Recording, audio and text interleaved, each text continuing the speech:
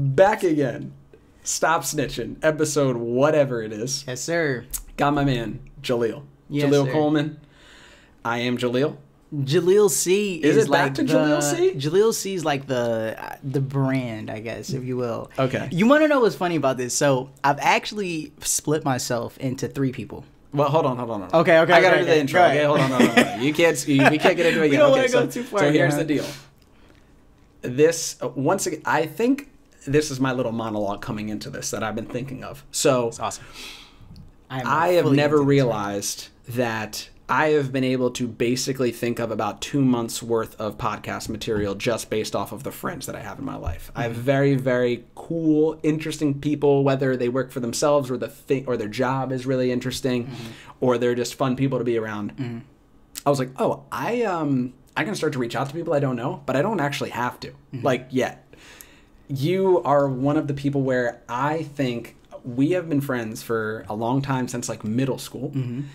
And I was thinking about why it's interesting that we're friends. I think I don't really have any friends that are similar to me. I don't have any one of like the same exact cut, fabric, same trend of life. And whenever I actually think about us being friends, I actually think about how we probably have disagreed more on everything than anything that like have brought us together. But I think the things that have brought us together are the fact that we do truly respect each other, respect the intelligence of one another, know that whatever perspective that we're coming from, it comes from a genuine place of love. There's neither of us would look at someone that we don't know and say they're bad because they don't think what I think. 100%. And I don't know. I was like, I don't know how many people have friends like that in their life where it's like, I am not friends with you because we like all the same things and we're just the same person and we've ran the same life and we were next door neighbors and this is what it is. And it's almost more of like a mutual respect that we've grown for each other over the years, where there can be these vast like divides and gaps in time where you can go and do this thing or I can go and do this thing, but in the end we can come back to one another. So I look at this really more of like truly respect moment. I was saying this to you off camera prior. This is probably the first time that we've talked unedited as friends, minus on the couch for about 20 minutes prior to this, in over a year, I would say, at least, ever since you went to LA. So I bring this all back to say this is one of the most charismatic, outgoing, very positive, but also tenured and put feet to the fire, really like tenured type of person that I can think of who's really said, okay, I want to do this for myself, so this is what I'm going to go and do. And success is not measured by the bank account or what you've done or what you haven't done. It's success is measured by the fact that you said, okay, I'm going to wake up and I'm going to go try to do this for myself. And 100%. I'm going for this because I believe in me. And you are really the only person that I know in my life who's at our young age, like from the time that you decided to try to go do it, and develop that. I can't really think of anyone else except for Brandon. Yeah. And Brandon's already been on the podcast. So this is kind of going from here.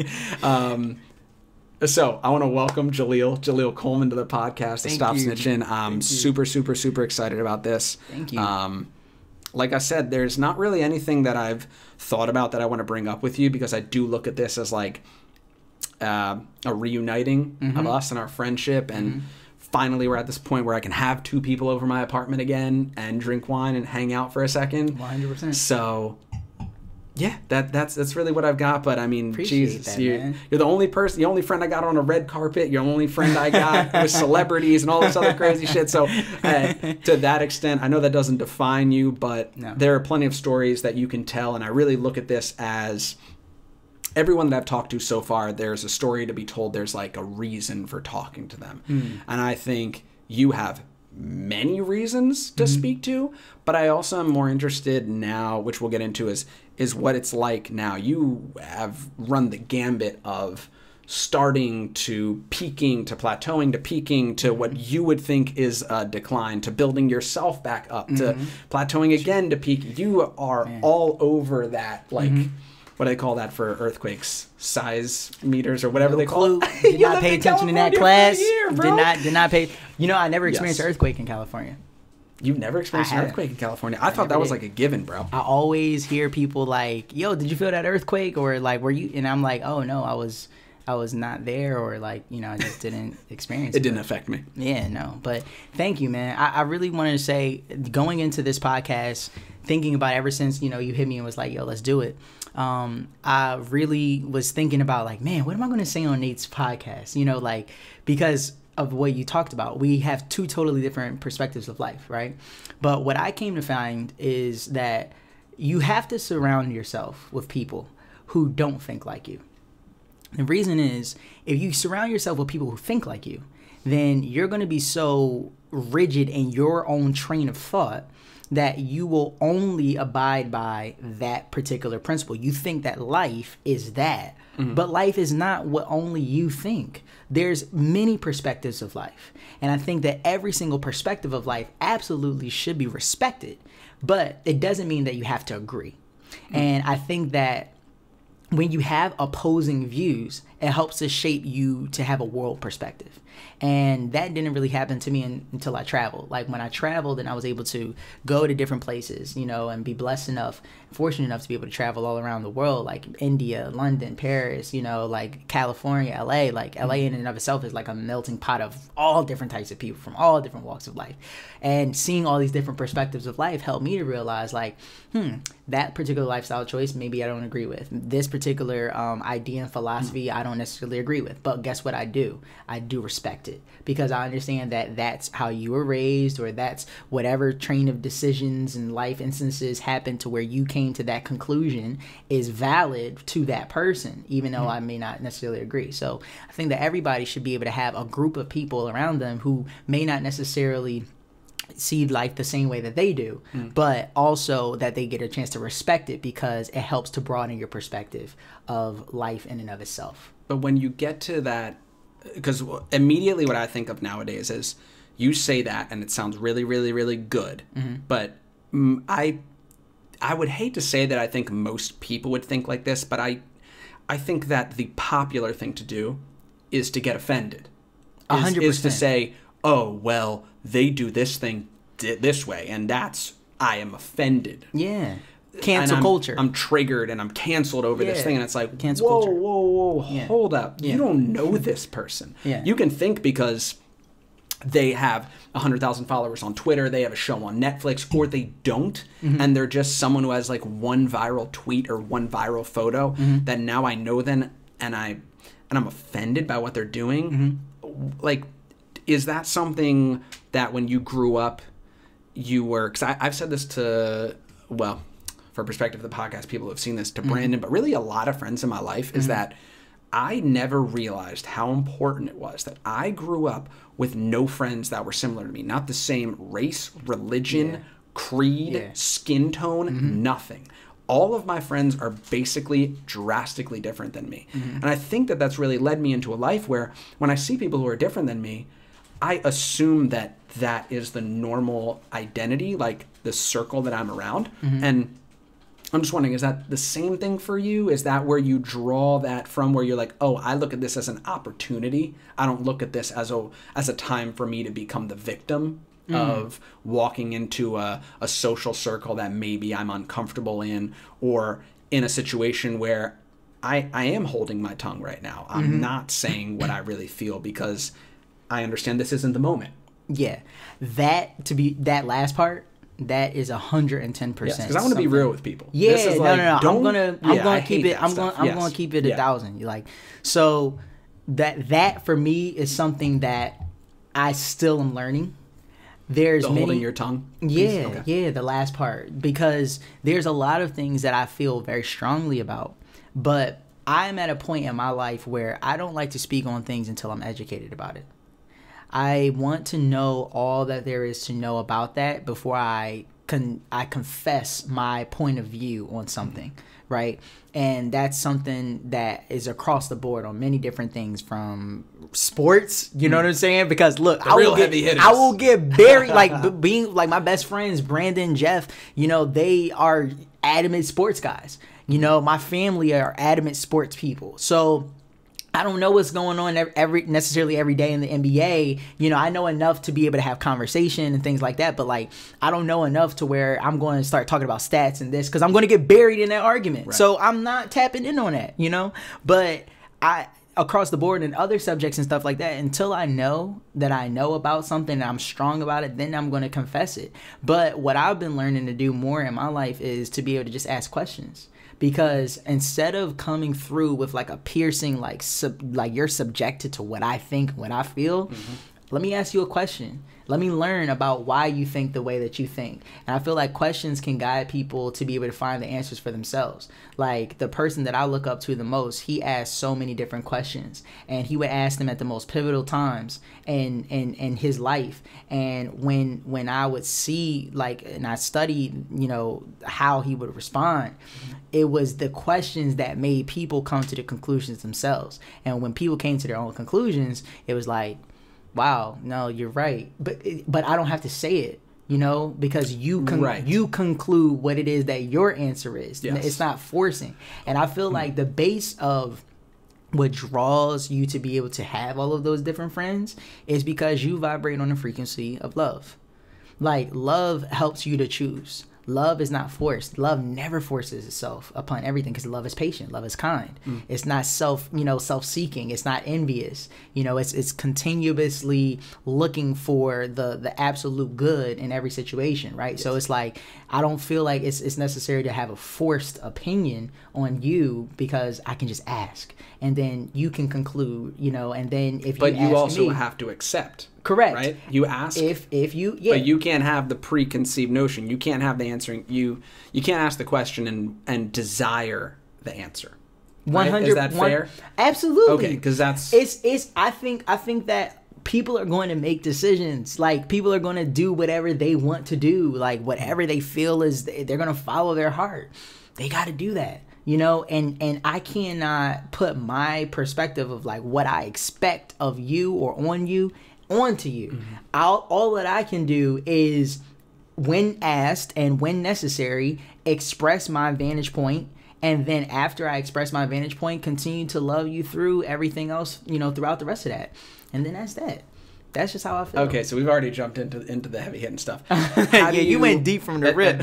At this present moment, what's the title or the adjective that you define yourself for someone who does not know you?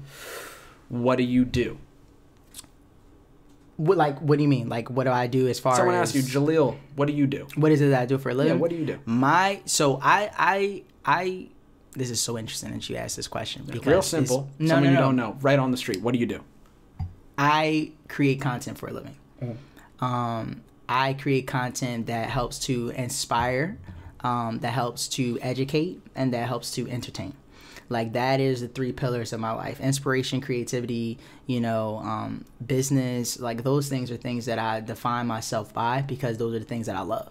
And I love whenever I'm able to do something, whenever I'm able to create a piece of content or, you know, put something out there in the world that helps to inspire somebody, educate somebody, or entertain them. It helps to uplift at some point, you know. It's like to be able to take them from where they are to where they want to be, and not necessarily just in a financial state or a career state, but even in a mental state. Like, you might be depressed when you watch my content, you know, like every time people see me in the morning, I have a morning routine where it's like, you know, good morning, Get It Doners. Hopefully you guys are feeling good because I'm feeling amazing. It's another amazing day where we have an opportunity to become the best version of ourselves.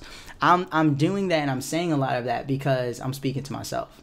And when I'm speaking to myself, I'm hoping that what I'm trying to say to myself that day is conveyed to somebody else so that they can feel that same thing themselves. And so where do you get that from, though? Why do you talk to yourself? Because I think that you have to encourage yourself. Like, I think that you got to be able to, like, come to that point in yourself, because I don't care who you are, everybody, no matter how they deal with it, experiences bad times, experiences mental conversations that they're having, you versus you. It may not even be necessarily pressures and things like that from the world. It's pressures onto you, and because of the pressures that are coming onto you, now it's how you deal with it. And for me, I've learned how to deal with the pressures that I've put onto myself, because I wanted to make sure I talked about this on this podcast and stuff too. Like, bro, I've had bouts with depression, anxiety, and stress for years. Like, ever since I would say probably around like 21 is when I started experiencing certain like mental anxieties and things like that. And so the true consistency of that particular phrase, like, because I how I can say it, like, good morning, get it done. Hopefully you guys feeling good, because I'm feeling amazing. It's another amazing day where we have an opportunity to become the best version of ourselves. It was really a conversation that I was trying to have with myself to say, yo, what we experienced yesterday, that's yesterday. But what we have today is another shot. So it doesn't matter whatever we experienced yesterday. It doesn't matter whatever we experienced in our past. Like, right now we got a choice.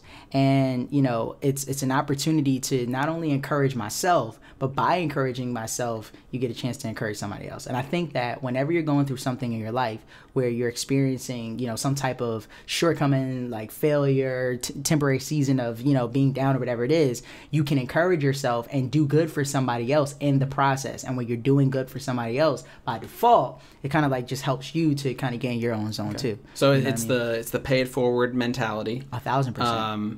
I would definitely say that anyone who's in tune with that, like, line of social media, it's very like Gary V. It's this it's this positive, optimistic, but also very it can be harsh, it can be real, which I don't think that's your brand, really. No, I think yours is more positive, uplift in general. Yeah. But I guess my question is, like, so North 13th is your agency? Is that the way that you would say it? Yep. Okay, so North 13th is the agency that you're the head of, and you do content, anything from videography to photography to like PR, basically anything where if you have something that you desire for people to see, you come in and make that thing as pretty and as beautiful and good as it can possibly be, right? And that's anywhere where I can give your accolades of Cadillac to the NBA All-Star games to all these like really, really, really Beats by Dre, high profile, big things. By God's which, grace. Like, kudos to you. That's fucking awesome, by right? God's grace. By God's grace. Yes. And I mean this in the nicest possible way, but like when... Oh, God. What do you say? No. When you say... When you say I mean this in the most nicest possible way, I have no idea what's getting ready to come. This is what I've always wanted to ask someone who, because you can be so positive and like you push these optimistic agendas and mindsets on people, and you say that you do it. Like when I asked, okay, so who do you say it to? Like why do you speak like you're speaking to yourself? Like, why do you think that your perspective is the perspective that other people are desiring? When they say, like, oh, question. Okay, I want to look at your looks. I think the same thing about Gary Vee and all these other super optimistic people where it's like, I have to be critical to a certain extent, because it's like, there's no way that you don't doubt yourself. There's no way that you just get up in front of all these people and say, everything's going to be fine and it's going to be good and you should think the way that I think. Like, where do you draw the line and say, like, okay, I'm going to be realistic about this, but the reason that I speak this way to people is because I really feel like I have something to add value to? Like, where do you find your value? What do you think people tune into Jahleel to come see? I think people come to watch me to get something that they don't have. There is a certain type of person that you have to be every day to be able to tackle a day, right? Like when you are in this vein of entrepreneurship, of becoming the best version of yourself physically, like whatever it might be, whatever journey you're on, whether you're trying to restore like a relationship, restore whatever it is that you're looking to do, climb the corporate ladder, you have to conquer the day. There are certain laws that the universe just is guided by, period, point blank, right? Thought attracts that which upon is directed, period. So you will become whatever you think about the most. Say that one more time for people. Thought attracts that upon which it's directed. Where's that from? I got it from Bob Proctor. Bob Proctor is I always give credit where it's due. Like I never try to like Bob Proctor is that Procter and Gamble? Yeah. Oh, okay. Yep. Yeah. So, wait, no. Procter and Gallagher. I thought you were saying Procter. No, not Procter and Gamble. Oh. Bob Proctor is a I don't even know how you would. He's a teacher. He describes himself as a teacher, and he really teaches about the mind, but like in a really spiritual, yes, but more scientific based perspective. Like these are just like universal laws. You can take it or leave it. Like just go up to any psychologist, sociologist, and just ask them what this means, and they will verify what he's saying. It's not just positive self-talk. And that's a lot of the things that you've been talking about. Is just like, being positive. It's not just about being positive. It's about mental mastery. It's about like literally like shaping your mind to think along these kinds of neurological pathways. Like they're setting this in motion, right? So people are coming to me to be able to get what they lack, because people, it's not that they can't do it. They may not necessarily have the education or the knowledge to be able to know how to be optimistic about manifesting a different type of reality than what they might be experiencing. When I mean manifesting, I'm not just talking about houses and cars. I'm talking about literally a positive, not positive. I just talked about not being positive. And here I'm saying positive. But having a healthy mental state. Like people really battling with depression. Yeah. Like people are really battling 1,000%. Suicidal thoughts. Yeah. Like I get DMs from people like who hit me and like, yo, Jay, like I literally wanted to give up everything. And I watched you today and this inspired me to be able to do X, Y, and Z. I am not here to say, okay, I want this to be very clear. I'm going to look right into the camera and say this. I am not here to say that I am every single day feeling amazing, because I'm not. That's cat. Like that's not true. I'm not feeling amazing every day. It's life. No, like nobody feels amazing every day. That's bullcrap. I don't care who you are. You could tell me that all you want. You could be like, oh, I just got to power through it. Yeah, okay, whatever, cool. If that's you, that's you. God bless you. So to a certain extent, you feel like these people are tuning in because although you're positive, from what I'm hearing, is that you're also real with these people. My most engaged videos are the ones that I'm like, guess what, guys? I don't feel it today.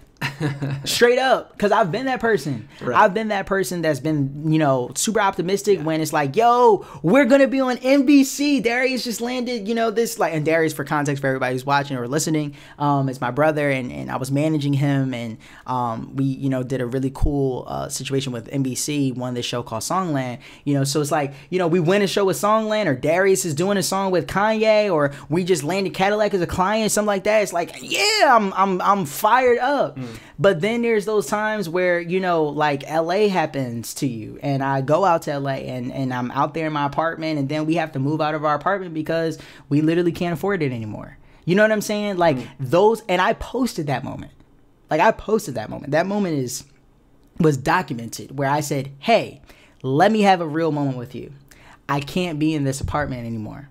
This is where I'm going through. However, even though this is where I am, this is not where I'm going to be.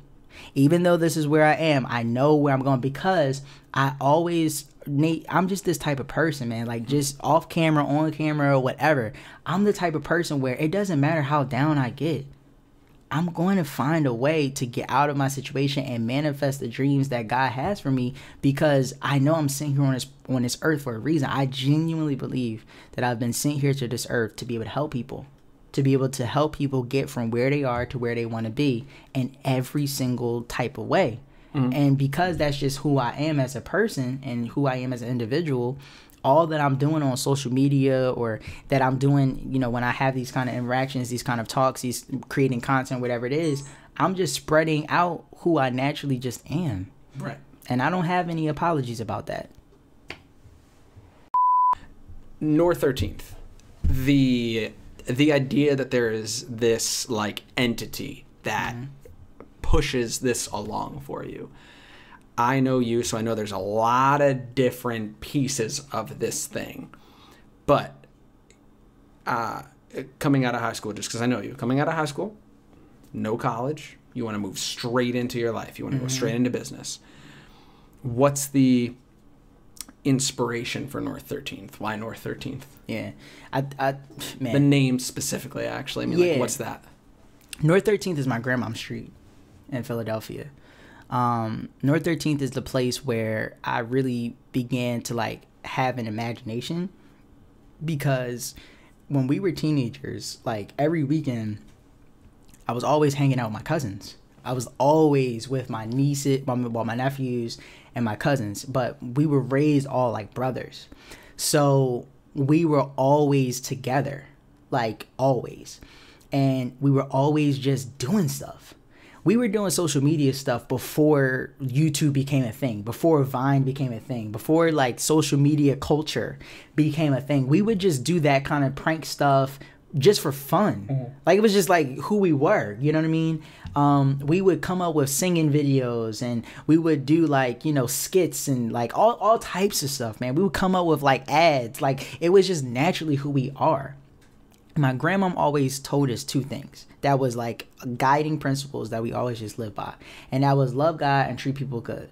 That was it. It was like, do those two things, you're guaranteed to be successful. Every time, if you see my grandma, even to this day, she's gonna leave you with one like staple thing that she's gonna say is, put the plan in God's hands and he'll lead you all the way. Like, that is her staple thing. So when people think about this idea of like North 13th, I want them to be able to understand what it means to just be in the basement, because that's where we were. We were kids who were dreaming in the basement. We didn't see ceilings in the basement. We just, wherever we were fully submerged in that world. Like, that was it. There was no plan. There was no agenda. There was no like, we're trying to become famous or what. Like, it was just creating for the sake of creating. And that's why even today, now that North 13th is an actual structure and an actual business, you know, the whole confines of the company is that we exist to showcase God's love through creativity and innovation. Like, because that's just genuinely who we were. So we're upkeeping the spirit of that idea. And my grandma was 92 years old. You know, I don't know how much longer my grandma's going to be here on Earth. She's kicking, by the way. Like, 92 is impressive, bro. She's here, You've bro. lived your life. She's 1,000%. here. You're not She's missing here. anything at 92. Yeah. Yeah, she's here. Wow. And she's kicking, and she's had her different bouts, but every single time she gets down, she just overcomes it. Like, she just, like, we'll hear bouts where it's like, you know, oh, grandma is going through this, guys, so let's just, you know, keep her in prayer, or let's just do this or whatever. And then you get a follow-up text where it's like, the doctor is just astounded because she doesn't need to do surgery she anymore. Beat the Rona. Yeah. So it's like, you know what I'm saying? She just like, yes. she has this kind of fearless mentality about her, and she's the, you know, matriarch of our family. And so for me, bro, all I'm really trying to do at the end of the day is just to showcase what we were raised believing, which is to fight for what you believe, to be kind to others. There was always different people who would come in and out of my grandmom's house, you know, to different family dinners. People would bring guests and stuff like that. And it was just like, yo, you come over, you family. You know, we're going to treat you well. We're going to make sure you got a good plate. You know what I mean? We're going to make sure you sit around the TV. We're going to watch movies. We're going to watch the game. We're going to watch content. And so naturally, we just ended up growing up, and I created a business around that idea, you know, and the whole idea of where we're trying to take it, you know, for the long term is just a place where, yes, you may not necessarily be able to physically pull up to North 13th Street, but what's North 13th in your mind?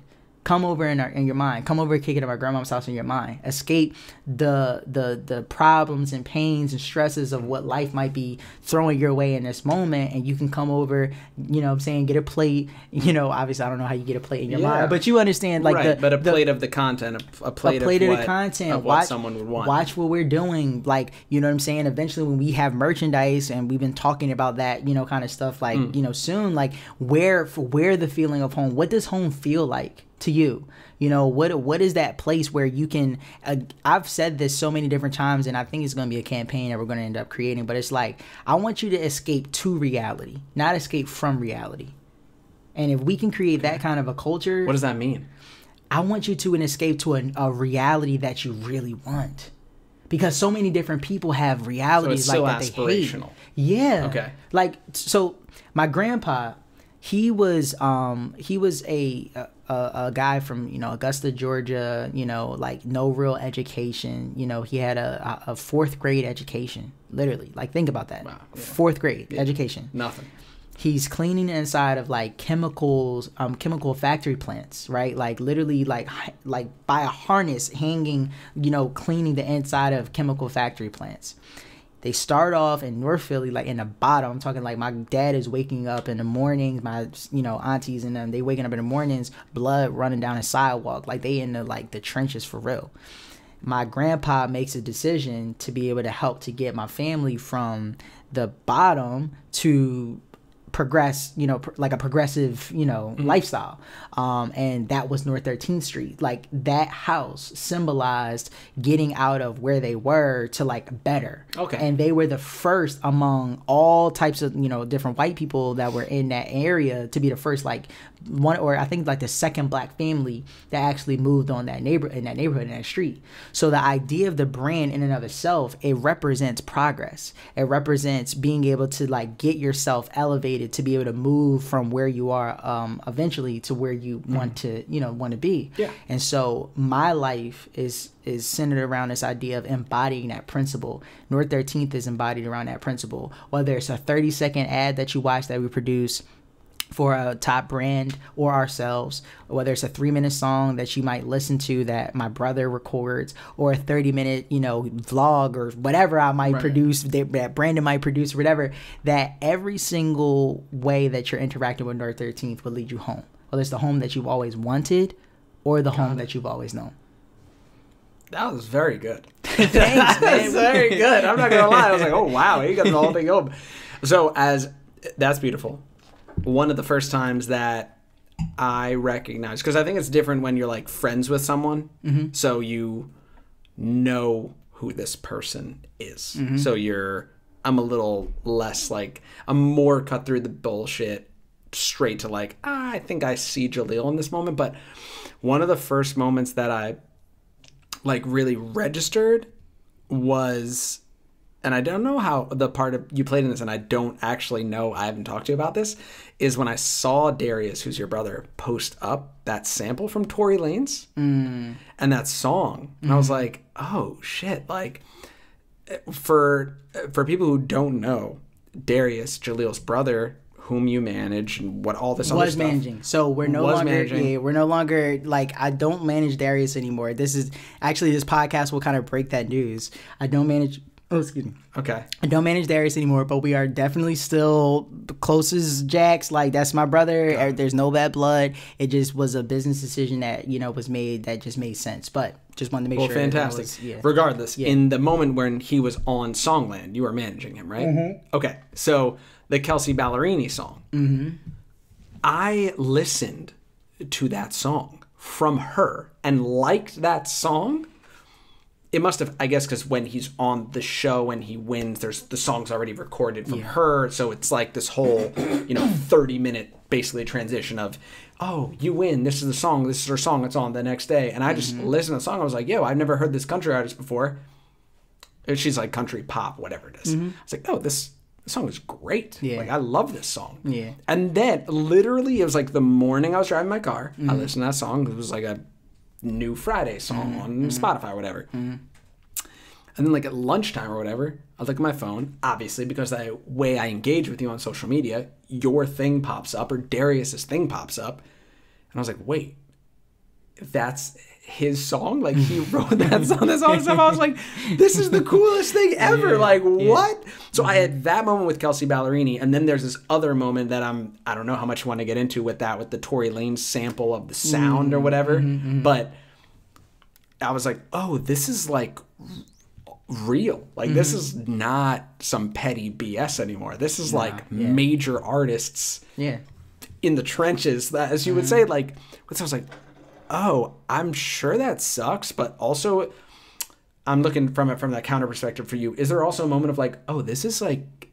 it though? Oh, I mean, dude, I'm absolutely. I'm upset because a major signed artist is like messing with the music that I'm, at the time at least, managing. Like, this is a piece of me here. What's that experience like? You got to understand that I sat with Darius in an Airbnb that we rented out, right? Like, we moved to LA with $1. Is this the Kelsey Ballerini thing or the Tory Lanez thing?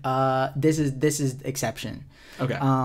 So for people who don't know, the Tory Lanez thing. Yes, this is the Tory Lanez remake of and our for people song. who don't know, it's more of the beat, right? It's the instrumental, it's the music, which by the way, absolutely 100% Darius' song. Yeah. Holy shit. I listened to that thing once and then the other I was like, Yeah. Well, what? Hey, look, I never speak down on anybody else who's, creating and doing what they love, but I do want to definitely shout out Jonas and P-Dub Cookin, who, produced that record.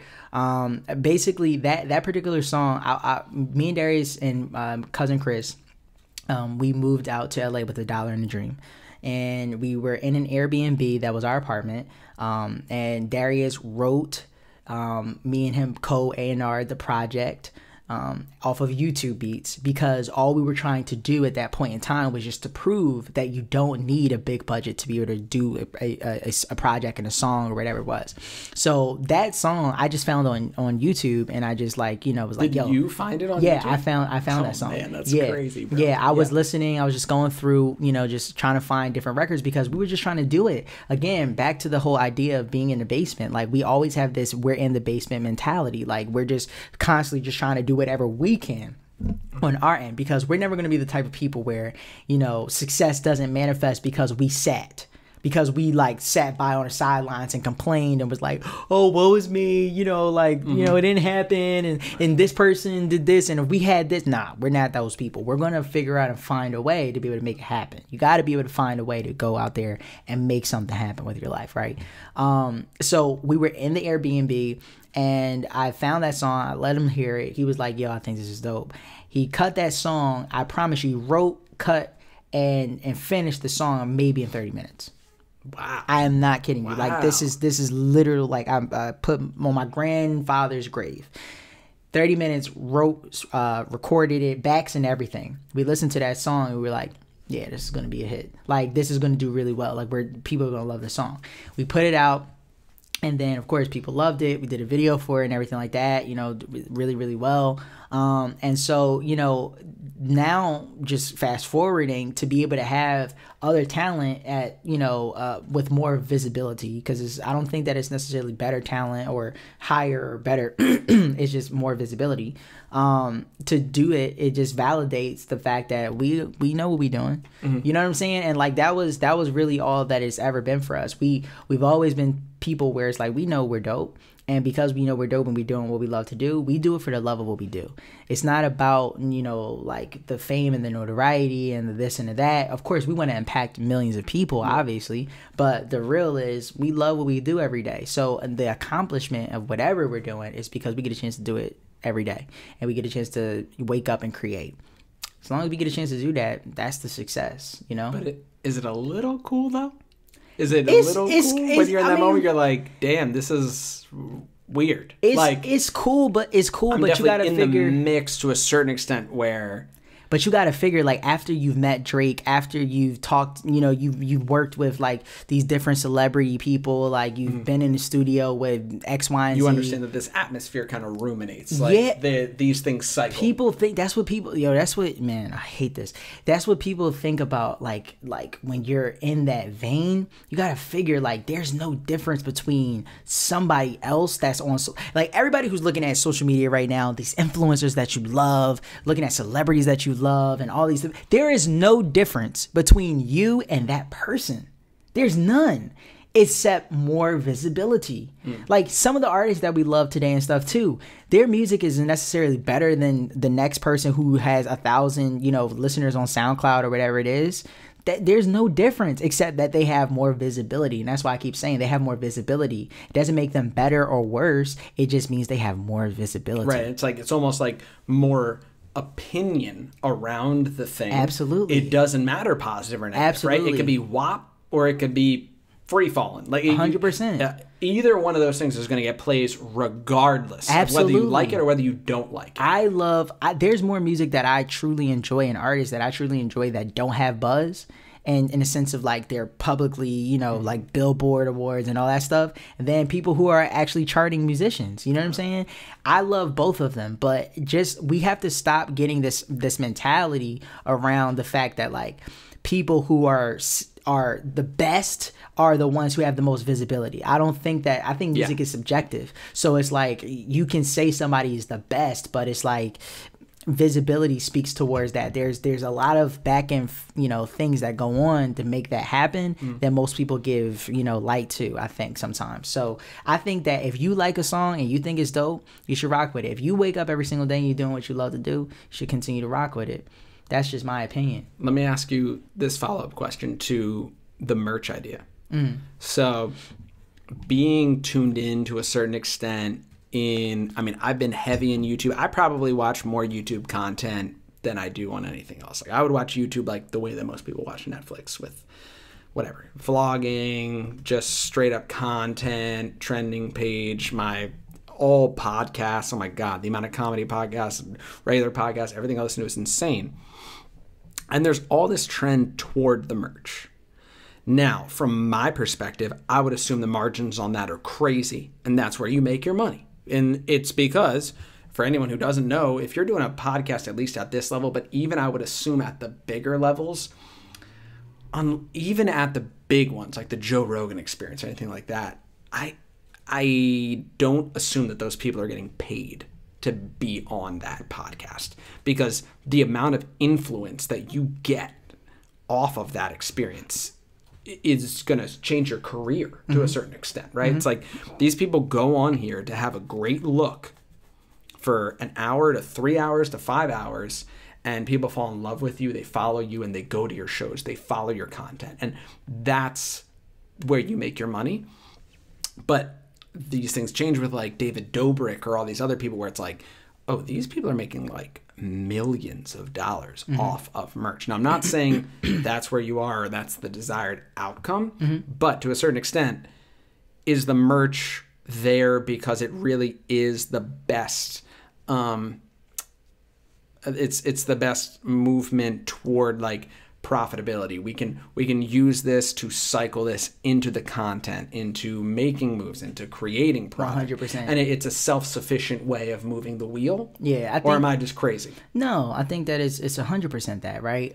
People love and want to support, what they love, right? Because as a side note, that's why I buy the merch of the people that I love. Yeah. Because I assume, and I bought a ton of merch off people that are not big and people who are big, is that I like the thing that you make. And if my $20, $40, $50 goes toward you being able to continue to do the thing that you do, I look at it no different as a Patreon or a Kickstarter or whatever. There's value for the money that I'm bringing, and I hope that you're making 10 times the amount of money on it than you would for a podcast or a video, where if people don't know, it's super hard to monetize that. It's really hard, bro. You make no money on YouTube unless you have tens of millions of views, not a month, like a day. You're not a millionaire on YouTube unless you're putting up millions of views a week. Absolutely. Yeah. I think that for us, everything is about, inviting you over to grandmom's house. So we want to bring you over into our world. And, when it comes to us and merchandise that we've been considering to put out, and, I don't want to make any claims yet, but just for us, it's like we want you to feel what we're actually putting out in a physical sense. So while you're wearing and while you're, like actually in the garment of clothes, I don't know why I said garment of clothes, but while you're physically in the clothes, we want you to, there's, what will make my day, literally.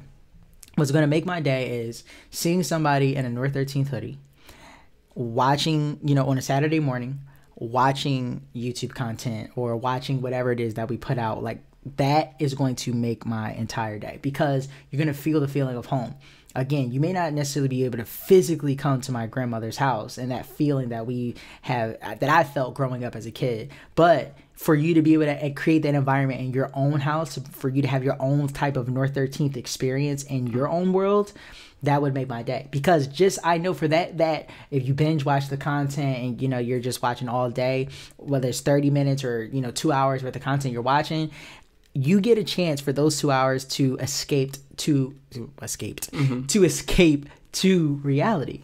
And what I mean by escape to reality is there's never going to be a piece of content that comes out through North 13th that is not going to inspire, educate, or entertain you, period. So there's some type of result that you're going to get from somewhere from where you are, from where you want to where you want to be, right? Like, you're not going to not be happy. You're not going to not be, you know, uplifted and empowered through something, you know? So that's what it is for me. Like that. And I think that should be what it should be for everybody who's trying to be a content creator, or some type of, you know, public image person that's putting out something to be able to consume, you know, like, or to put out for their audience to consume.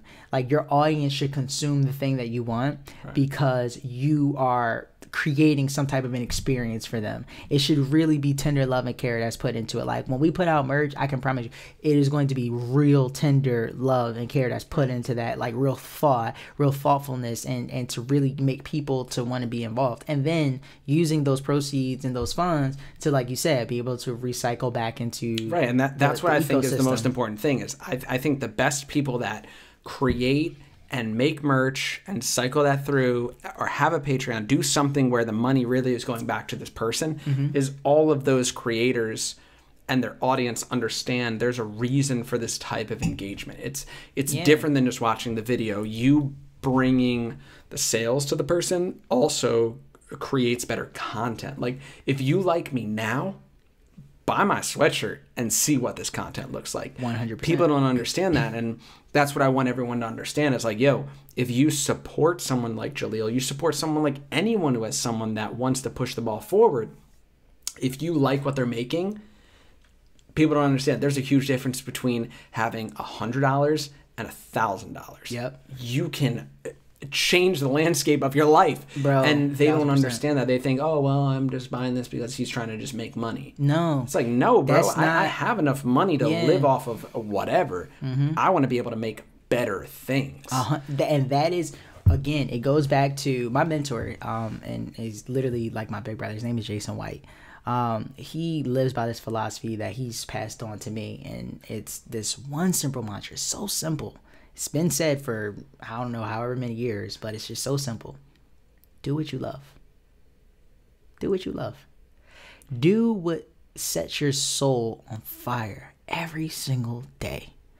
The thing that you get obsessed over. Like, you know, Les Brown is somebody else that I listen to. He's a motivational speaker. And he says, if you are willing to sweat for it, you know, to be able to work day and night for it, to lose all your terror of the opposition for it, you know, when you are so obsessed with the thing, you know, to the point where you can't seem to, like, you can't sleep at night. Nothing feels right unless you're doing it. You know, when you find that thing that you love to do, you should find a way to be able to do that every single day. And what you're talking about is being able to do that, to be able to, hey, look, merchandise for me or the next person is truly about being able to recycle dollars so that I can continue to live off of the thing that I want to be able to produce for the rest of the world.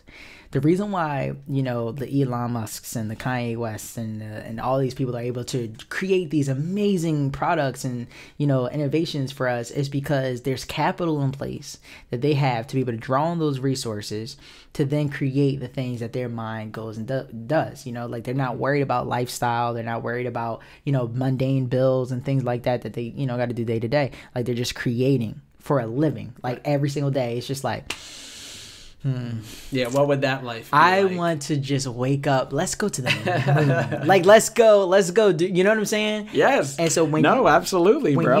When you have that kind of a thing, like, in place for yourself, it creates endless possibilities. And so, you know, I think that doing what you love to do and putting your all into it every single day helps anybody to putting a monetization factor around that idea helps anybody to be able to create some really beautiful art. And I think it's really important for creatives to find more ways to monetize themselves so that they're able to fully put themselves and submerge themselves into doing what they love to do every single day. So piggybacking off of that, there's a question that's been around on social media for a minute now, and that's something that I've really thought about that's been interesting. I think it came from Lil Bibby who posted it, but the generic the generic tweet is $2 million or 2 million followers. Which way do you lean? What's more advantageous? $2 million. There's no question about that. Are you kidding me? Do you know what I would do with $2 million right now? Okay. I don't even like. I would break like if I broke down what I would do with $2 million. A lot of the issue that happens when you're a creative person and when you're a startup business is access to capital. Capital can create followers. Like for the regular person, capital meaning sorry. Yes, money. Money. Like just startup money. Dollars in the bank account which this is important as well. $2 million to use for your business, not correct. $2 million that Nathan puts in his bank account. No. $2 million to for inject into Absolutely. something. That's not even a question. $2 million would completely help with infrastructure things, with staffing, with advertising dollars and all that kind of. Are you kidding me? So you think it's not even close? I could create 2 million followers in like a month. That was what I was just about to say. $2 million, you should be able to get 2 million followers. There's no question. Now, here's what I will say. 2 million followers, you could not make $2 million. Way. I don't think that's necessarily true. It depends on where that 2 million. Bro, if you have 2 million subscribers on YouTube, you're not making $2 million. But here's what I'm saying. A lot of people don't understand. You have to find ways to offline data. People get so what fixated. Do you mean by that? Yeah, I got you. Okay. So people get so fixated on the follower count of what you have publicly on social media, right? You got to be able to find a way to be able to offline and extract that data, like in a private thing that's off of social media, so that you can use that data and those followers to be able to drive traffic towards some type of sales funnel, like offline. So, for instance, you see a lot of these different influencers, celebrities, businesses doing these text-ins, right? Like text me, text me, right? Text me on my line. Exactly. Right. That's because when you use text messaging, you have a 90% open rate typically when it comes to SMS messaging, right? So with a 90% open rate, you're going all the way back to like when Google ads and all that kind of stuff was like a thing, right? Because there was nobody really like aggressively saturating the market in that space, which is why it was so cheap. So a 90% open rate is a thing because you have your phone, like you get a text message, you mean look it's at it. 90% like I can activate you as a consumer. Not necessarily conversion, but 90% open rate. So literally, like you get a text message on your phone, you're going to open that because most people don't want to just to receive the content. Yeah, people don't want to necessarily have. Whether you click on the link is different. Yes, but it gets to you. Exactly, an open rate. So like the open rate and the conversion rate are two different things. But anyway, the whole principle of it is that I'm not trying to knock 2 million followers. 2 million followers with the right person, you can get busy. You can create a $2 million result if you're smart. You got to be able to know how to offline data and work that data and be able to engage followers off of public platforms. Because when you know how to engage followers off of public platforms, that's when you can start to create that true, fan base, like loyal supporters. We've done so many different things that I've done either with Darius or even myself to be able to engage with my followers, quote unquote, offline. So we'll do like private concerts, or we'll do like private listening sessions, digital listening parties and stuff like that. That one-on-one connection. So you take 2 million loyal followers, like loyal people, you can create a crazy result. However, $2 million can create that same 2 million followers much faster. I just wanted to make sure it wasn't knocked. Like the 2 million followers with the right person. Oh, yeah. No. That's a thing. And I think that's exactly what you're saying. I think I would absolutely take the $2 million as well. But it's only because 2 million followers, if you're thinking about like anybody who has any following, anyone on any platform, if you can activate 100% of the time 50% of the people who follow you, you are way above what most people forget 50. Let's say 10. You can convert on 10% of 2 million. And that's what I mean. I look at that as like, if you have 1 million followers, if you get 10% of that, if you can have 100,000 people that will buy something from you, 100%, watch something from you. It does not have to be monetarily motivated. Mm-hmm. That's the key, man. When you have that loyal fan base of those people who will log in, log out, tune in, tune off, no matter what, that's invaluable, bro. It's the highest level of possible type of asset that you can have. Absolutely. Is the loyalty of your fan, of your consumer. So if you can take that money to create content, to bring people in, to show them, hey, if I have the money, this is what I can make you. And then that money turns into other money and you can throw that all back in. Look at any of these people, bro. Mr. Beast, David Dobrik, Casey Neistat. These are all people who are like, yo, I'm literally making money or at this event because I think it's cool. Yeah. And you're tuning in because you know that I think it's cool. Yeah. And I'm only here because it's cool. That's it. Bro, like, I think people and I think people get that messed up all the time. Yeah, it's people like, bro, it is not about me getting a $10 million deal with Samsung. If I get a $10 million deal with Samsung, I can go and do all this stuff for you, and that money is gone. It goes into all the people that I pay, or myself, or the plane ticket. Oh, bless you. Sorry, COVID. Sorry, guys. Whatever it is, like, you can... That access is what you're trying to buy. Yeah. And people get that fucked up all the time. It's like, yo, you cannot hold someone's feet to the fire over this. Like, if you love this person, you need to support them. Yeah. Because the only way that they get to the next level is not by your viewership. It's by you monetarily helping them get to that next step. Absolutely. And just because people can, I can sell $1 million worth of merch. Fuck out of here. Do you know how much that goes into the expenses of making it, to where I live, to getting cool. I make 80 grand a year. I make as much as you at your job. 100%. That's a real thing. That money is off the top gone. Yep. And that type of perspective people don't understand. Yep. Yeah. People don't understand the business that goes behind creativity. And, you know, when you look at like even like labels and stuff like that, right? Like they're banks. They're banks. That's really what they are. They are people who are lending capital, right? Like, so let's look at your influencer business as or influencer, or let's say you're a rapper, right? You're trying to, you know, come up in a rap game. Mm-hmm. You go to sign to a label because they are a bank. You're a small business. Let's say you are Lil Baby LLC.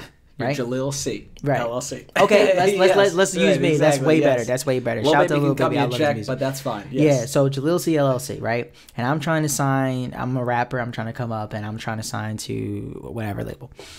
That label, I am a small business that needs upfront capital to be able to handle the following services of business. I need to handle marketing support and advertising cost dollars to be able to get in front of these people. So there's several different lanes of distribution that I need to be able to get in front of people to promote my product, right? My product is my song. So I need to get on radio. I need to be able to get on streaming services. I need to be able to get on playlists within those streaming services. I need to be able to get on like YouTube playlists and all that kind of stuff. Pre-roll ads on YouTube. So there's all different types of advertising, you know, dollars that I need to be able to do, right? Then you go a little deeper into that. Then you have the expenses of, you know, lifestyle, right? Because I need to live somewhere. I need to be able to have groceries. I need to be able to have a car to get around and all that kind of stuff, right? So all of that, let's look at just the marketing support right there. And by the way, we're talking about not a Lamborghini, not a mansion. No. Not like my Toyota Corolla. Correct. In an apartment. Correct. 1 bedroom. All the above. Like, correct. The bare minimum of bare minimum. Right, yes. Bare minimum living. Just lifestyle. By the way, in LA, multiply where we are in New Jersey times 5 by 1,000, whatever it is. So much more money. 100%. Yes. You're talking about a 1-bedroom apartment that's not even crazy for like $1,700, $1,800 I was gonna say, a month. would you mind like going? No, because I want the real. I'm so tired of these flugazy type, you know, people who are out here not giving the real information. Like, yo, people need to know the real, because when you know better, you can do better. When you understand something, you can change your situation because you really know the calculation of what makes business sense, you know? So it's $1,700 a month to be able to like live somewhere, right? Like when I was living out in our apartment, we were paying $1,900 to $2,000 a month in Los Angeles. Los Angeles. We were on Magnolia and Denny Avenue in North Hollywood in an Airbnb. That Airbnb cost us $1,900 to $2,000 a month. We had 3 people living. My cousin was living on a sofa bed. I was sleeping on one of the like pull-out couches, and then there was like a main bedroom. So it really was a one-bedroom. It was a one-bedroom apartment with 1 bathroom. 3 people living in it. $2,000 a month.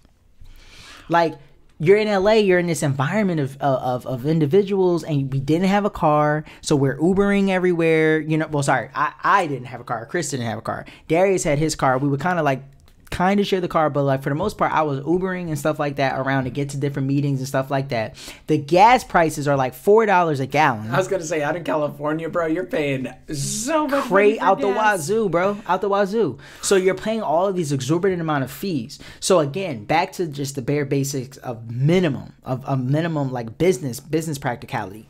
You're taking out a loan from a label or from a bank to be able to then reinvest, and then they're going to charge you interest on what it is that you are doing. It is nothing. It's nothing more. It's just an allure of marketing, right? People can't necessarily see past the marketing. So all the people that are out here trying to live a creative lifestyle, like to like make their opinion or make their brand or their being a business, you got to understand that it's really important to have a concrete supply of income to be able to help you as you're going throughout that process. You got to have something in place to be able to generate revenue so that you're able to create for a living. Because if not, you're not able to do that. Like, that's just not a thing. You have to be able to find ways to be able to generate revenue. So I encourage people to learn multiple skill sets. Like, I encourage people to learn drop shipping or learn e-commerce.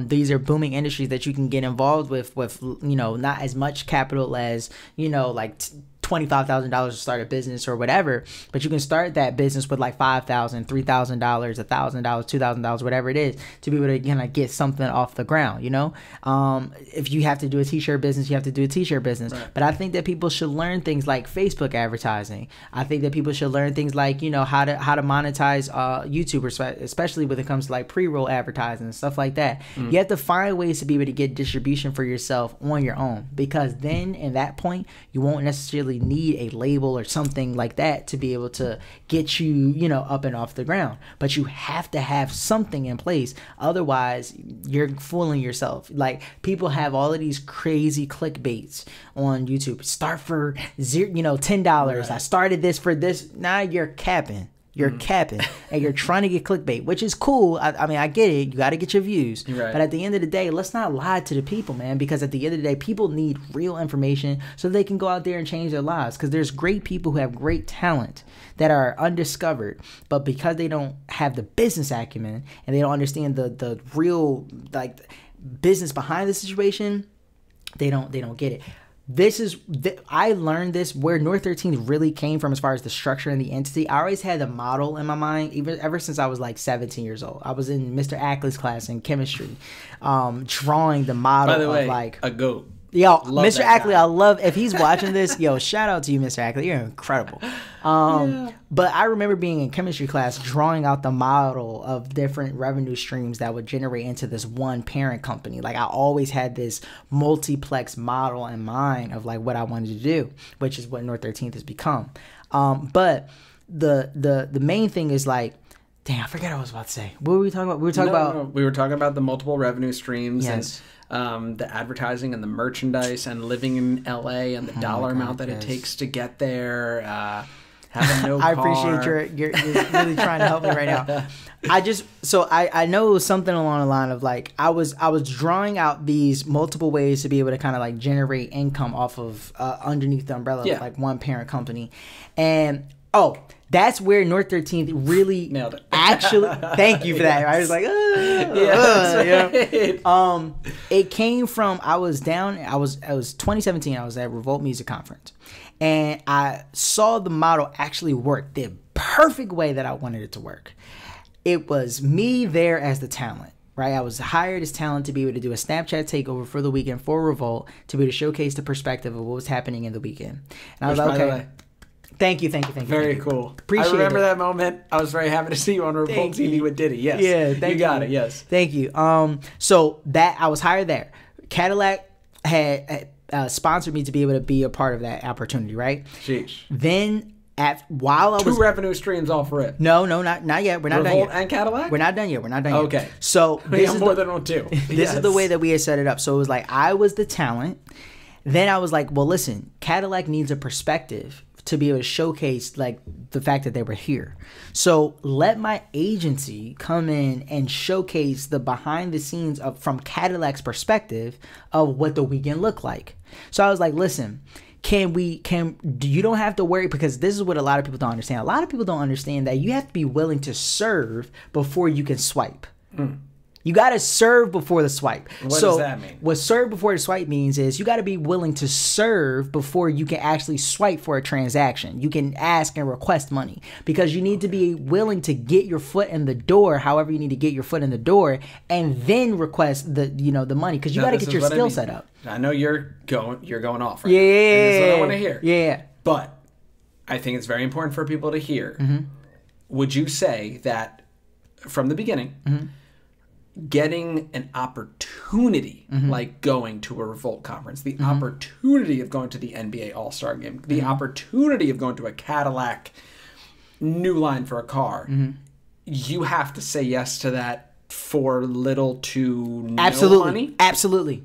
You cannot be so fixated upon making large amounts of money in the beginning that you're not willing to be able to go and hustle and work for little to no money to get your foot in the door, to be able to make a name for yourself, to be able to generate a network, and then you're able to show like what you can do. So again, Cadillac hires me as the talent. I say, you know what? I don't want to just be like the talent. I'm not out here just trying to be famous. I was like, listen, Cadillac needs a perspective. So let my agency come in to be able to showcase the perspective of the weekend, and we'll give you a recap video. I don't need you to give me additional money. Just give me 2 hotel rooms. So my brother, who was a partner with me at that time, and then my guy Divide, shout out to Divide, he came through to be able to handle pictures. Because like, we're gonna get video content, we're gonna get picture content, we're gonna lace this up, we're gonna go under promise, over deliver. And then as we kind of showcase what we're capable of doing, that will then lead to future opportunities for us in the future, right? I just said that same thing twice. Whatever, yes. You get it though. Yes. So at that point in time, I was able to look and I was like, oh my God, this is the ecosystem. This is the ecosystem behind North 13th. This is how everything can kind of come together and work. I'm the talent. I'm doing what I love to do. I love being in front of the camera. But I also like being the businessman behind the camera to be able to like know what's going on. My brother and my friend, they're getting content. So now Cadillac is taken care of when it comes to their perspective. But I was also featured as talent for Cadillac as well. So now I'm doing a photo shoot with Cadillac to be able to help them get engagement, to get in front of the millennial-based audience.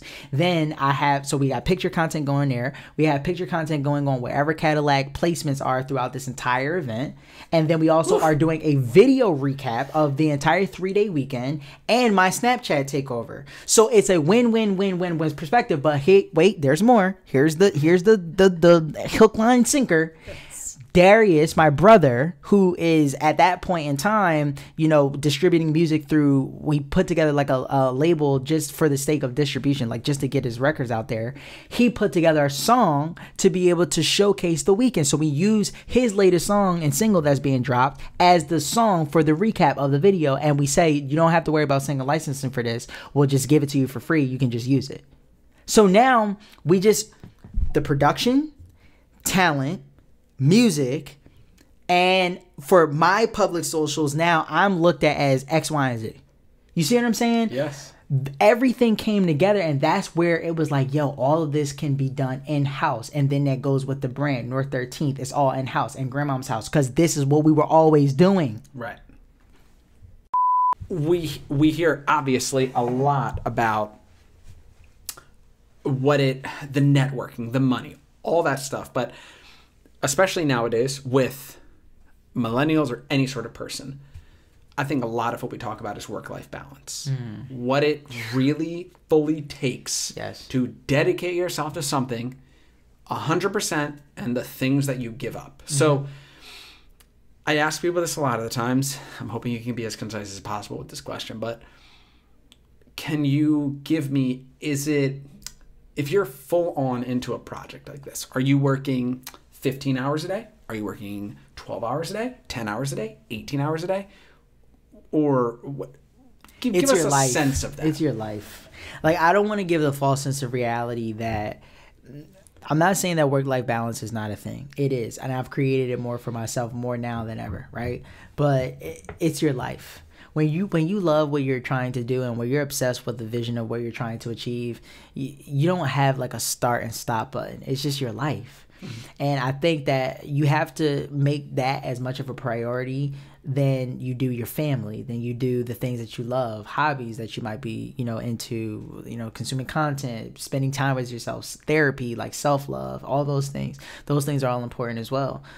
So I don't think that there's you do this from this time and then you do this at this time. You can set it up like that if you want to. If you're an entrepreneur, you have control of your time. But that's the biggest thing. Until you have control of your time, it's kind of like your life. You might be the person where you have a 9-to-5 job. So it's like, okay, I can only work my business from this time to this time and then a couple of pockets of time, throughout the day at your actual day job. If you're a full-time entrepreneur, then you're like, okay, I'm going to work my business like a job. I'm going to wake up at, 4 a.m. or 5 a.m. I'm going to, hit it by 7. I'm going to be in it till like 4 or 5. And then I'm shut down for the rest of the night. And then I'm spending time on X, Y, and Z. So I think that is all about the person and their perspective and what they do. But I think for the most part, one just has to make a decision of like what's important to you. And you got to factor that in and give as much energy to that as you do your business or your dream or your purpose or whatever it is that you're following. So now, in this present moment for you, because I think we've given a lot of value for a lot of different things. I hope. I really hope. I think we do 1,000%, bro. My heart is so that like I can help people, man. You've given real numbers on what it takes to really live in, by the way, not like Hollywood Boulevard, Los Angeles, like being in Los Angeles, given the grind. For real. I think you've given great perspective on the type of time commitment that it takes, the type of business acumen that it takes, overall the dedication that someone has to have to live that dream, to go on and go for it. You gotta be all in. I think that's 1,000%. But I want to know nowadays, how are you? Are you happy? Are you? Yes. Because I know you're gonna give it real. What's your mental state right now for yourself? How does Jahleel feel about himself? Yeah, no, Jahleel is really in this journey, man. Like I've been told by a lot of my mentors and stuff like that, like you really don't find yourself until like 30s. You know what I'm saying? Like that's when you really can stand on 2 feet and be like, yo, this is who I am, take it or leave it. So I'm still finding myself in the natural progressive state of like the timeline of what that looks like. Things that I like. I'm finding out things that I like food wise. I'm finding out things that I like, I'm drinking fine red wine. Yeah, man. Yeah, right. You know what I'm saying? No one was telling me this before. I don't want to drink. I don't want to take shots. Like I'm cool. Yeah. Like I don't like that anymore. I want to, drink wine. Like different things. Like I'm just finding things that I like, finding out things that I want, finding out things that I don't want, finding out people I don't want to be around, finding out, a lot of different things. So I would say if there's any way that I can describe myself in this particular part of my life is like I'm finding myself. And I think that everybody should take that time to be able to find themselves. I'm still aligned on purpose. I know exactly where I'm going, what I'm trying to achieve. I can tell you that in full out detail. But I'm finding myself, and I think that everybody should be in this vein of like continuing to find themselves. I am secure in the fact that I'm finding myself. Like that is my resolve. So it's like if you ask me, it's like, oh, what's going on with me? I'm finding myself, and I'm continuously every day working on me because I find different parts of me that I don't like, that I want to work on, that I want to improve on, and I think that's all part of the journey in that process. So that was the follow-up question I want to ask you is. I want to start to ask people this when I'm talking to them, but what is the number one thing that you are working on right now for you? Me. But my emotional state. My emotional state. Emotional state. Okay. My emotional state. It's mentally, is it staying optimistic? It's detaching myself from what's happening around me. Like. Please elaborate. I will. Yeah. Like somebody else doesn't feel good that day and they're, you know, whatever, I don't have to be impacted by that. So not allowing others to bring you not allowing you others maintain your and state. then also not allowing, you know, especially like business cycles, because business is cyclical, right? Is that a word? That's cyclical, the word. yeah. Thank you. Cyclical, yes. Business is cyclical, so it has a lot of ups and it has a lot of downs. There's a lot of, you know, valleys and mountains. So not allowing your emotional state to be attached to that, understanding that that's just a fact. Like that's just, it is what it is. So you have to be able to detach yourself emotionally from the things that's happening in the business or the thing that's happening in the ebb and flow of like career and all that kind of stuff, and continuously maintain a healthy emotional state throughout that entire process. Also being able to separate the person that I show up as. I started off this podcast where I talked about when I split myself into 3 people, right? There's Jahleel C, there's Jay, and there's Jahleel Coleman. Jahleel C is like the idea of the brand. Jahleel Coleman is like the more of the business guy, and then Jay is just Jay. Like Jay is your friend. Jay is Brandon's friend, Jeff's friend, like just regular me. And I try my best to make sure that I give every single person watered, you know, I watered the plant and the seed of every single person so that I completely am able to show up as 100% of myself in all of those states. And I think that when you are able to do that for yourself and you're able to kind of like understand, and like I talked about finding myself and being myself, I'm finding out more and more of all of the parts of me that I want to be, that I want to show up as, and that I want to represent myself as, and not allowing one person to overlap the other person. So Jahleel Coleman should not have to, like my mom should not have to be impacted by the time that I take her out. When I take my mom out to dinner, I should not have to bring that to her. Like whatever I'm experiencing in business, but that is business. That is that. I should be able to leave that alone and just show up as her son, because that's what she needs. My grandmom needs that. My nieces need that. You know what I'm saying? And that's something that I'm continuously learning inside of myself. So that is the number one thing I think that everybody has to focus on, is figure out what is appropriate emotionally to the different things, and how can you detach yourself from whatever might be going on that might be favorable or maybe favorable or whatever it is, so that you can show up as 100% of yourself to every single part of yourself. Does that make sense? Yeah. I really hope like it does. And it comes off very passionate, and it's real. It's just my life. I think absolutely everyone can attest to something like that. I think it's super important that people who want to do something for themselves understand the real, and I'm glad you put it on this, the real emotional toll that can take on you. Yes. I mean, I know even working more of a corporate job, you can, how do I want to say this?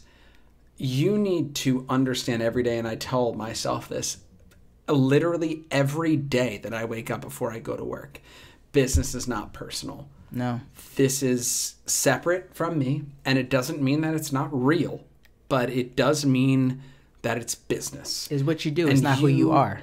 Right. And you compartmentalizing yourself is not a flaw. Yeah. That's a strength. Yeah. You need to be able to access different pieces of yourself. And to a certain extent like this, right? I know that we both love to perform for a certain extent. We're both on a stage right now. This is a moment that we get to pitch ourselves. And there's moments where, and there's moments where we're not on stage.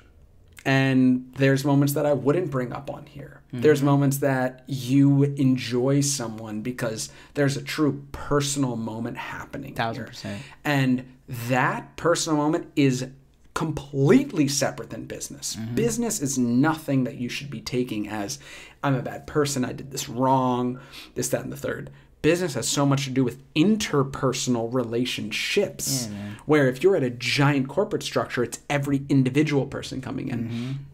If you come in for a pitch to a giant company, it's that maybe they already gave their money to someone else. You can't control these types of things. Like you said, it's cyclical, it's seasonal, there's nature, there's a lot of different things going on. So the ability to hit the wall, right, bang, move through it. Hit the wall, bang, move through it. Have the next idea. Be resilient, not stop, 100%. and keep going. I think nowadays social media makes it look super easy. 1,000%, man. It makes it look, oh, I can just do this, that, and the third, and I have followers, and I do this job. And I will tell you personally, because I know people personally who have plenty of followers who do all these other things.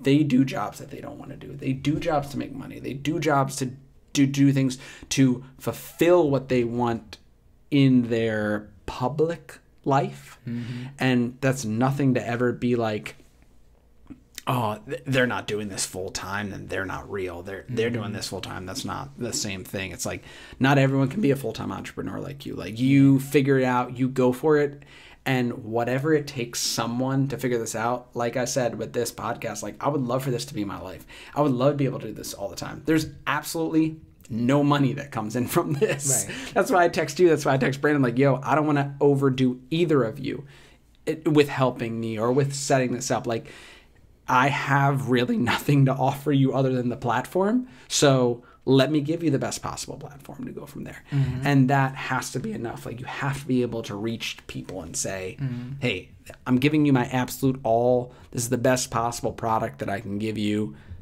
I want to show you off. So come on and show yourself off. And that's the exact reason why this is going to be successful. Like, I want everybody to know that's watching this that I wouldn't have done this podcast. You know, I've declined like a lot of podcasts because I haven't really been ready to talk. Like, because there's been a big season of, you know, transition and figuring things out. I mean, you know, the world is figuring itself out right now. Yeah, the world's crazy right now, man. But I did this podcast because I believe in Nathan Ellis, period, point blank. And I believe in not only you, but I believe in what you're trying to do. And because you're so committed to the authenticity of what it is that you love, like, you just genuinely love this. You love talking. You love creating conversations. You love creating opportunities for other people. You love supporting. You're always supportive of me, of Brandon, of everything that we're doing. And so I did this because I wanted to make sure that I sowed a seed in what it is that you're doing from a time investment standpoint, and then also with my platform, with the people that I know and the resources that I have to be able to help you. And so I think that everybody should be able to find more and more ways to commit to do what it is that you love to do. I've talked about it earlier, but like, if this is the thing that you get obsessed about, if you talk about, man, I would love for this to be like my full-time, whatever it is, the more that you continue and the more that you continue to work at it and continue to make this become your life, you have the opportunity to be able to manifest that reality for yourself. And I think that because of your heart's intention behind it, like, you're not trying to do this because you're trying to be on, you're trying to be successful, you're trying to be famous, and you're trying to be Joe Rogan or whoever else is the next guy, right? That's at the top of this thing. Like, you're just doing it because it's what you love. That is success. That's success. Yeah. And we can hone in more on that, man. A lot of people do good for themselves. So it was an honor, honestly, to sit here and talk with you, to be able to catch up. Because again, I just genuinely feel like this take all these lights and cameras and everything else away and just let me look at my boy and my boy look at me. This is literally the same conversation that we're going to have after this when we go bust some grub and all that. Like, it's absolutely, it's the same, you know? So I commend you, bro. I just wanted to be known that I support you. I love you. I care about you. I thank you for being my friend. No matter what our differences, no matter what our differences in perspective and life outlooks and everything like that, I'm so proud of you. So proud to see what you're achieving for yourself, the man that you're becoming. And I'm just grateful that, like, we, you know, almost 15 some years in the game, you know, like, still friends, you know what I'm saying? So you're my guy. As long as I can help and whatever I can do to help, North 13th and me will always be here for you, bro. Oh, thank you, bro. I appreciate that tremendously. Oh, man, there's a lot to unpack there. I'm thankful that you came on and presented yourself the way that you did. I think that the most likable, authentic version of Jahleel Coleman is the one that you've given us. And not a lot of people would come on here and say the things that you've said and be authentic and positive, but also realistic in the way that you have. And I just want this to be a testament that you can come from anywhere, from any sort of perspective, and be friends with anybody in this world. And 1,000%. That is what we need to keep pushing forward. I definitely want to say that movement now, like, to go and to vote for whatever you believe in. 100%. And I don't care what you believe in. I care that you believe in that thing. Mm-hmm. And as long as you can continue to surround yourself with people that are different than you and push yourself in that way, that's all that matters. So, love you. Thank you very much for coming on here. Oh my God. You got it. That's it. That's all I got. Hey, there's 3 types of people in this world. There's wishers, there's wonders, and then there's get-it-doners. So why don't you decide to become a get-it-doner so that you can live the life that other people ultimately dream of and that God has for you. I love you, and there's nothing that you can do about it. Be a get-it-doner today, and enjoy your journey.